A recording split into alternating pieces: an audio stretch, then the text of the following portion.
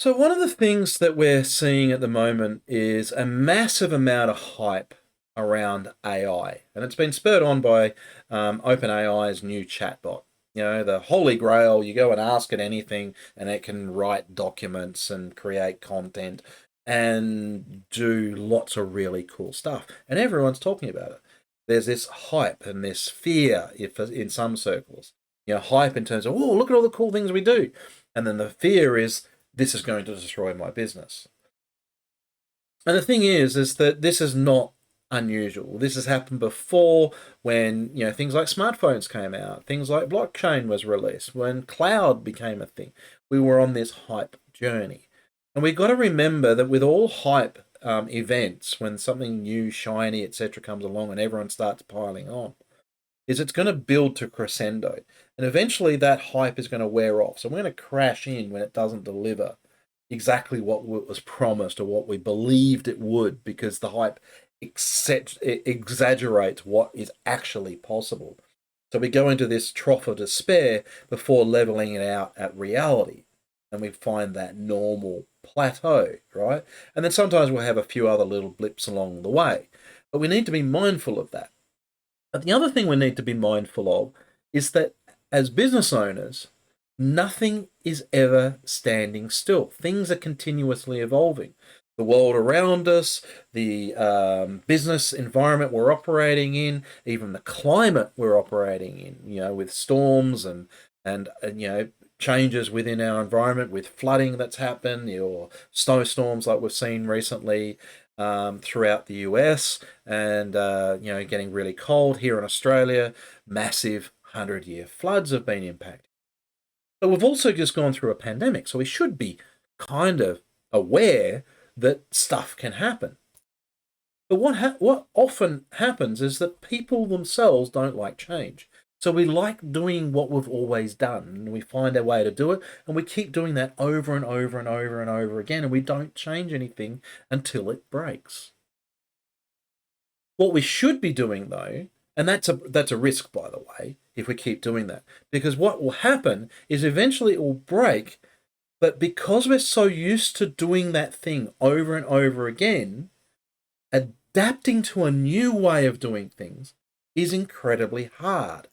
Ask any traditional business manager at the moment how they're dealing with this new world where people are working in a hybrid environment.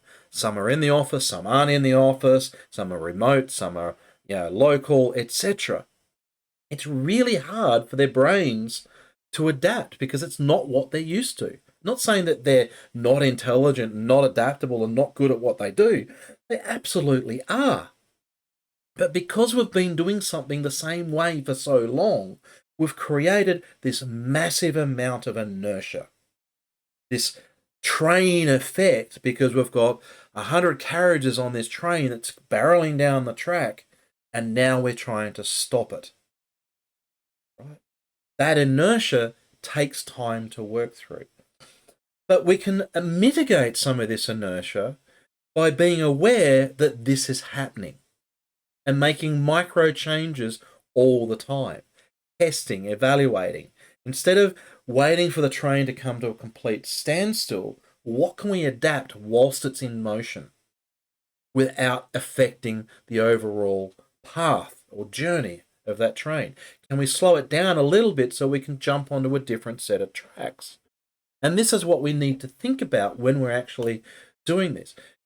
The biggest mistakes I've seen organizations make, and I'm talking about large enterprises in this case, they will invest lots and lots of money and resources and time to make a big change. For example, upgrading from Windows 7 to Windows 10. Once it's done, they will sit on that and not do anything and not make any changes or improvements for years until they have to actually move again. And then they go back through that same process again of spending hundreds of millions of dollars in some cases, going through the same processes again. Rather, what they should be doing is making smaller changes all the time. So people get used to seeing these changes. People get used to the idea that things are going to evolve. This is what Facebook has done. This is what Instagram and Twitter and all those guys, they've created a product and they've slowly tweaked and evolved it. They make a small change. Some people will scream about, others will love and embrace. And we slowly adapt and we got used to that. But what we don't do is we don't apply it back into our businesses. And we need to do this at all sizes of organization so that we're constantly adapting to the environment around us, the technology changes that are being pushed on us, as well as the environmental impacts and even regulatory, that's a hard word, controls that governments are now putting in place. Everything is going to change, so make sure that you continuously test and evaluate how you're going to adapt. And even better, if you can find an opportunity to not only match or meet what your competitors are doing, but leapfrog them, suddenly you're in a position where everyone is racing to catch up. And that is what the big tech companies have mastered and know how to do. Problem is that there's someone else out there, smaller, maybe just like you, that can come and steal their lunch. To continuously evolve, continuously adapt, and get used to change.